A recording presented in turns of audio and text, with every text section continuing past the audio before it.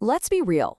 Getting into fitness can feel like you're standing in front of a giant signpost with 100 different arrows pointing in every direction. It is a lot. But what if there was a simple, clear starting point? That's what we're going to dig into today. If this question right here hits home, you are definitely not alone. The sheer number of choices can be totally paralyzing. You're ready to start, but the biggest hurdle is just figuring out where. So, do you just hit the pavement and start running? Maybe try one of those high-energy spin classes everyone talks about. Just in the world of cardio alone, the options feel absolutely endless. Or maybe you've heard that strength training is the real key. Okay, great, but that just opens up a whole new can of worms, right? Which machines do I use? What are the right exercises? And how much weight am I even supposed to lift? And then you've got the whole mind-body connection thing. Should you be focusing on flexibility, trying to find your inner zen on a yoga mat?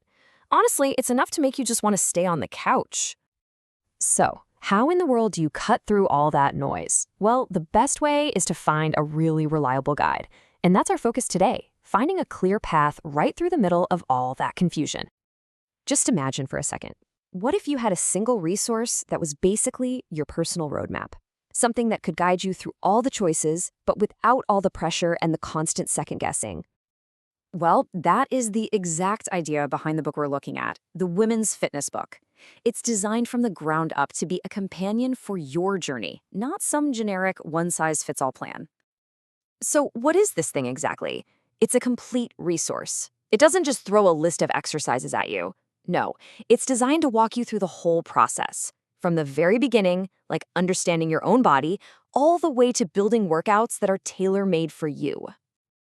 And this, right here, is what makes a guide like this so powerful. It doesn't just throw you into the deep end. Instead, it starts with the absolute basics. Because you know what? Without a strong foundation, everything else can just fall apart. The way it's laid out just makes so much sense. Before you even think about lifting a single weight, step one is all about getting to know your body. Then you get into the practical side of actually starting. It's such a smart and, frankly, safe way to begin. You know, this quote from the book really nails its whole philosophy. This isn't just some legal disclaimer they had to stick in there. It's a statement about empowerment. The goal is to give you the knowledge you need to take ownership of your own fitness and to do it safely. Okay, so once that foundation is solid, it's time to actually start exploring. Let's move to the first major pillar of fitness in the book, cardio. And the whole idea here is to find a rhythm that you actually enjoy. And the variety here is really the key. It's not just telling you to go for a run. We're talking about walking, cycling, swimming, even things like aerobics and dance. The big takeaway is that cardio doesn't have to be a chore. It can be something you genuinely look forward to.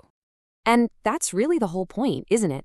Whether you're a fan of the park or you'd rather be in the pool, this guide is all about helping you find a pace and a place that makes cardio work for you. Of course, a really good routine is about more than just cardio. So the next pillar is all about building up your strength and flexibility. It's about power, balance, and having control over your body. And again, just look at how comprehensive this is. You've got resistance training for building pure strength, stretching for that crucial flexibility, and then dedicated practices like Pilates and yoga that mix core strength with balance and focus. And that's the 2-for-1 benefit, right? These practices aren't just about the physical stuff. They're amazing for building a strong core, but they also give you a way to focus your thoughts and calm your mind at the same time. So, all of this brings us to what I think is the ultimate goal of the book. It gives you all these different building blocks so that you can become your own fitness architect. It's all about putting you in the driver's seat. So how exactly does it help you build these custom workouts? Well, it gives you a massive toolbox to pull from. In fact, this guide is absolutely packed with over 200 exercises and home workouts. Seriously, let that sink in for a second. 200. This isn't some rigid do this or else plan. It's a massive library of movements you can use. What that really means is you get all the tools you could possibly need to mix, match, and build a fitness plan that actually fits your life and your goals. A plan that is, finally, 100% yours. So at the end of the day, a resource like the Women's Fitness Book is so much more than just pages with instructions. It's really designed to be a catalyst, a clear, reliable starting point for what is, and what always should be, a really personal journey. So with the path from total confusion to real clarity all laid out, It all boils down to one simple question. Are you ready to go out there and find the movement that truly works for you?